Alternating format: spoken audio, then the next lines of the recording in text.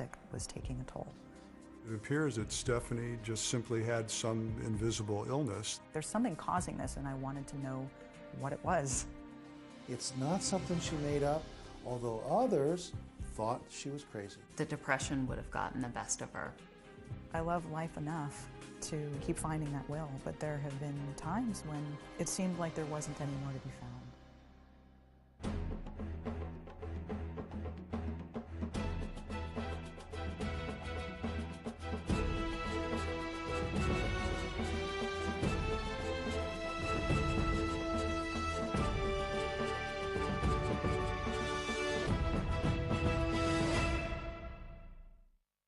Welcome to The Incurables. I'm Don Wildman.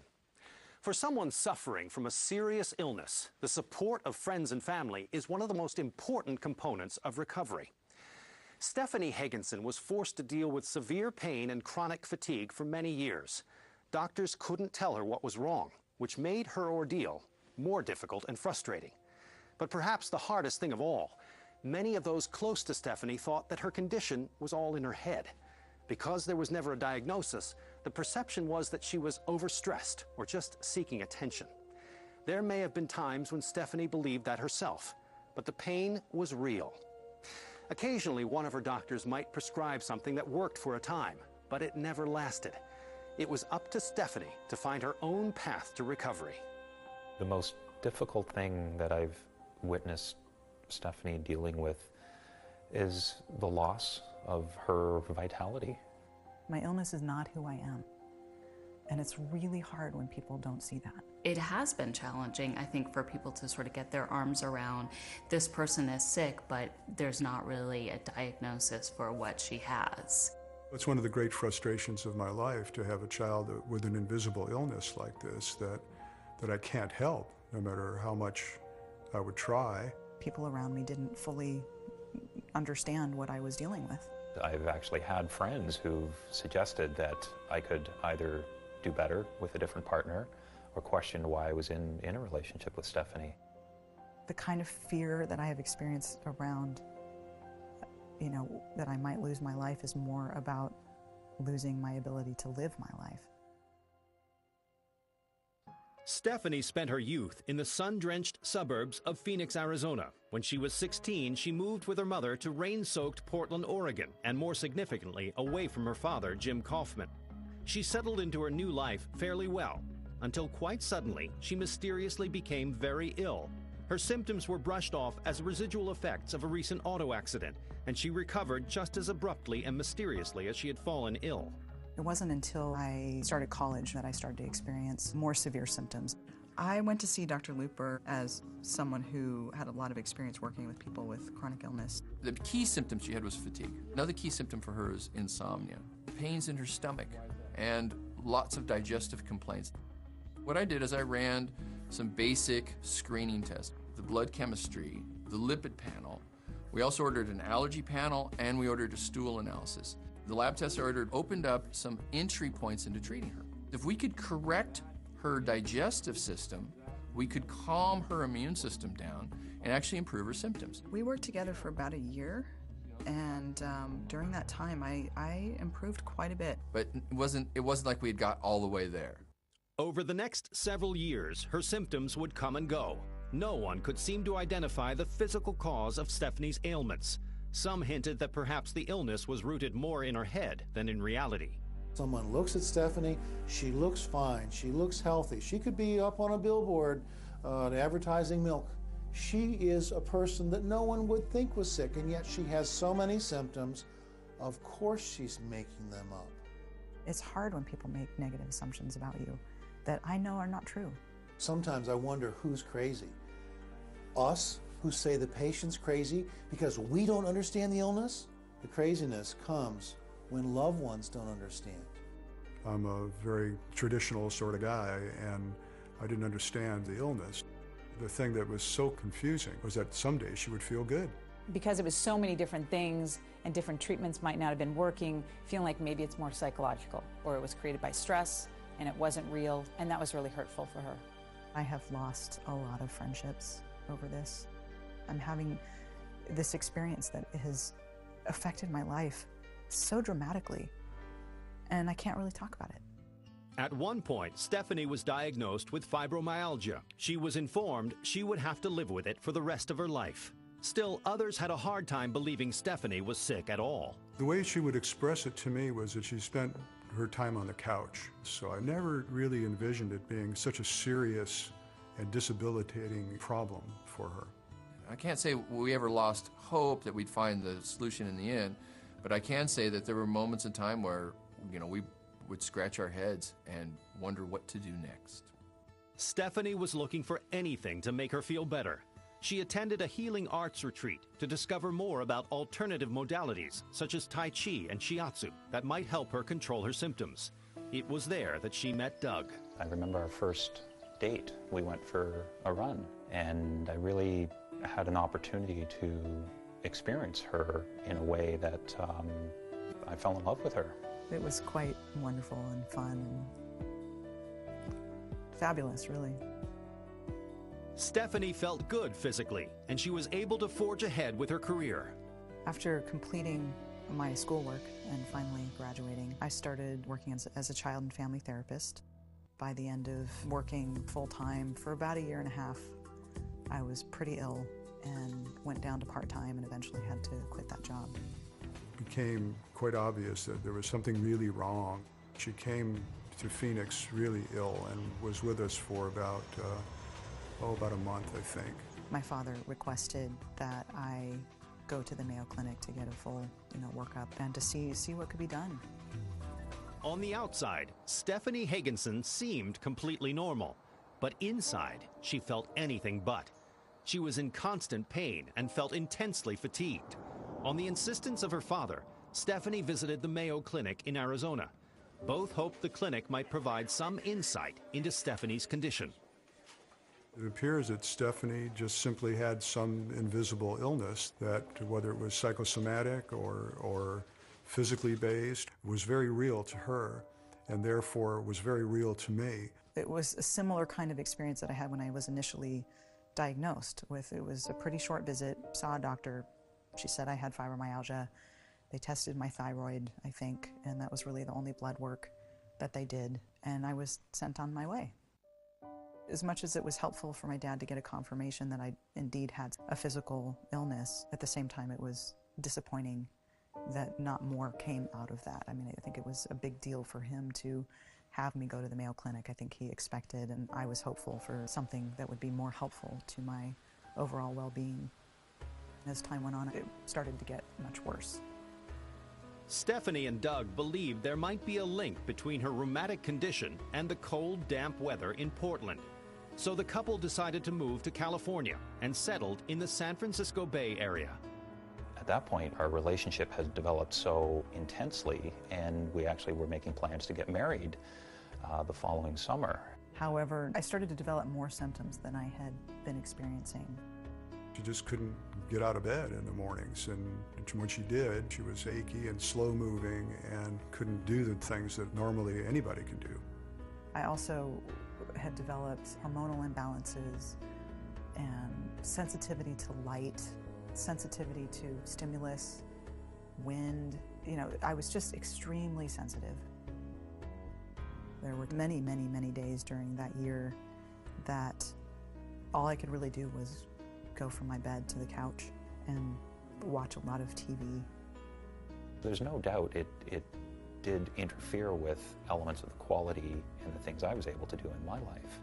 Being her direct caregiver, but also continuing to run our household and to have a full-time career. And there were times where it became challenging to manage it all, but it never interfered with my love for her.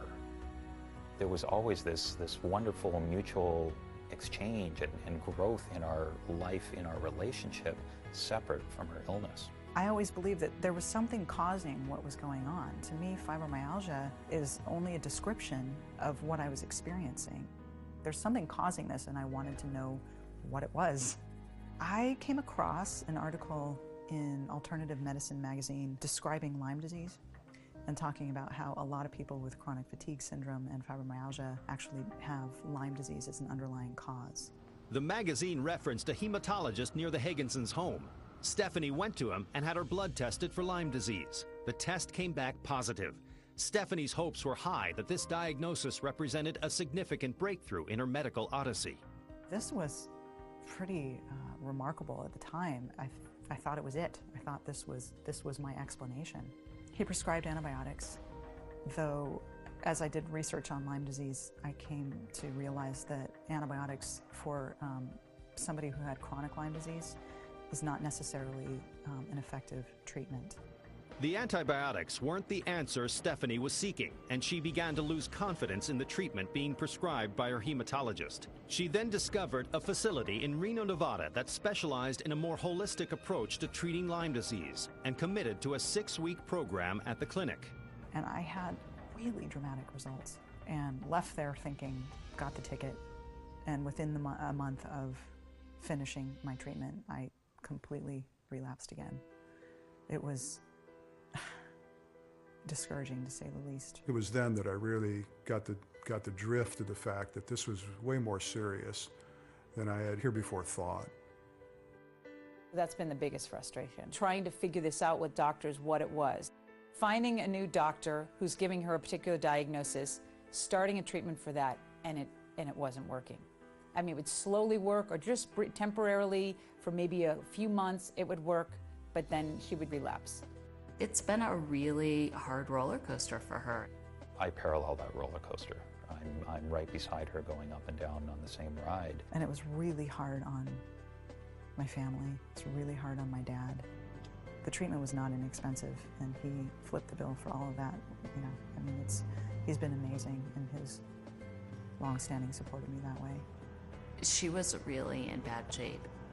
It was very hard for her to maintain friendships, and it was very hard to maintain any sort of regularity in her life. And it lasted about a year. When I wasn't able to work, I needed my dad's financial help. And that was difficult for him to be able to differentiate what was supporting and what was enabling. It's a double-edged sword because I didn't understand what was going on, so there were several times that I felt that this, because it's invisible, that it had some psychological basis that was more explainable than the medical lexicon of words that tried to describe what was going on with her.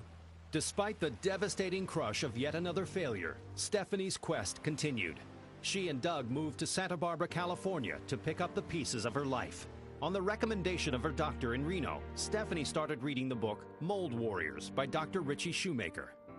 I was inspired to write Mold Warriors based on compelling stories that I had heard repeatedly beginning in 1998. The book is about people, the book is about science, the book is about new ways to identify what's wrong with people who are exposed to water-damaged buildings. The illness is one I recognize every single day. It's not just mold in those buildings, it's all sorts of organisms that set off inflammation. As soon as I read the book, first 70 pages or so, I knew definitively that this is what I was dealing with. The way that he describes what people experience with biotoxin illness was so specific to what my experience had been that I was really absolutely sure. Genetic testing confirmed that Stephanie was highly susceptible to biological toxin illness. And I decided, after finishing the book by Dr. Shoemaker, that I would become his patient. Higginson had lived with her debilitating condition for nearly half her life. It had been an exhausting journey, taking her through recovery and relapse. Top that with the emotional toll exacted by the incapacitating physical effects of a disease doctors can't identify, and you have a recipe for utter despair. But then there came a glimmer of hope when Stephanie found Dr. Richie Shoemaker, who tested her for a little-known biotoxin illness. Stephanie's symptoms were typical. She had a lot of them. It's not something she made up, although others thought she was crazy. I was really hopeful. Though, you know, the people around me, it was hard for them to get excited about it because, once again, oh, here we go again. People don't want to step onto that roller coaster with me, understandably. Dr. Shoemaker developed his theories about biological toxin illness over many years. His research has indicated that toxic molds and other biological organisms found in water-damaged buildings and damp climates can adversely affect the innate immune response system in ways not previously understood in those with a genetic susceptibility. If we look at this constellation of symptoms together, multiple body systems, multiple symptoms within a system, multiple mechanisms of illness readily defined in innate immunity. The gist of biotoxin illness is that when somebody with my genotype is exposed to mold or Lyme disease, we're not able to eliminate mold toxin in the same way that people who don't have this are. It's a chronic illness, it's one that's not dose-related, and it's one that is dominated by innate immune mechanisms that are rarely measured by docs in practice. The immune system gets triggered over and over again, causing a cascade of events in the body when the immune system is trying and trying and trying to do its job, and it's not able to do it. Dr. Shoemaker performed a series of tests in order to accurately diagnose Stephanie with biological toxin illness. These included breathing tests, cardiograms, visual contrast tests, and comprehensive blood panels. The blood tests we did on Stephanie were quite comprehensive. We'll do a gene test, this HLA-DR. And really what we're talking about here is genetics, genetic markers. The labs give us the pathway to follow. When you run the HLA test, it'll give you a good idea of what the possibility is that someone is having this particular problem, or the likelihood that if they get exposed to toxins, that they can come up with this problem. It turns out that how the body responds in inflammatory processes is not necessarily stopped by removing a toxin. The toxin initiates a process. If you want to think about it as a snowball rolling down the hill, that's fine. Taking the sled away that you fell off of that started the snowball rolling down with you in it doesn't stop the snowball. It really gave me a lot of hope knowing that after all these years to finally get a clear diagnosis that made so much sense just has brought us both back to life. It's pretty amazing. I feel like I found the needle in the haystack. I gave Stephanie cholestyramine, I call it CSM, it's easier to say, is the first drug. It binds toxins without being absorbed. The cholestyramine removes the mold toxin, and then the immune system can stop going off all the time. And it allows for the body to begin to recover. That's the first step. Second step, in Stephanie's case, is to eliminate excessive inflammation, which we do with a drug called Actos. It turns on genes that turn off inflammation. It's not a quick recovery. Taking the cholestyramine doesn't mean that I'm all better. My body has had to recover from being as sick as I was. And it's not straightforward all the time, but it's consistently the most recovery for the longest period of time that I have ever experienced.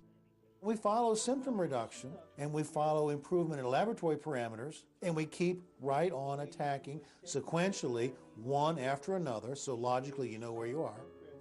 And we've got a nice database. If you've got data and you've got the process of academic approach to science, then you'll help patients. Given the longevity that she's been experiencing, feeling good, I'm really feeling more optimistic now that this could actually be the true diagnosis. Stephanie Hagenson was desperate when she turned to Dr. Shoemaker for help with her lifetime of suffering. The idea that he could show her a path to recovery was both thrilling and daunting. Her immune system has been so beaten and challenged for such a long, long time. But I think underneath all that her basic biological function as a human being is greatly improved, and that she's going to ultimately be able to do everything that she wants to do. Throughout all the years that I was ill, naturopathic medicine, as well as maintaining a very strict, exceptionally healthy diet, allowed me to manage my symptoms until the biotoxin illness was finally accurately diagnosed. Naturopathic medicine continues to play a significant role in helping me to stay well. There's cutting-edge medication coming out that has not been available before that Dr. Shoemaker has said that he thinks could resolve a lot of my residual symptoms. My hope for Stephanie is that she'll really be able to move on with her life and really be able to, engage in the normalcy of life that's really beautiful. We have not had children yet because of my illness, and so that is something that we are hopeful will be happening. I think the challenges that we've both faced in the past many years sort of sets us up well to face the challenges of having children, and I look forward to that. Whatever windy road it took to get Stephanie to the place where she is now was the right road. It was the only road. Stephanie Hagenson was chronically ill for a very long time. Physically, she could barely get out of bed due to fatigue, and she suffered great pain from the slightest movements. Mentally, Stephanie was extremely frustrated that none of her doctors could tell her what was wrong. And most difficult of all, emotionally, she had to deal with the realization that many around her believed she'd made the whole thing up. But thanks to the faithful support of her husband and her father, Stephanie was able to find the help she needed to gain an understanding of her illness and regain control of her life.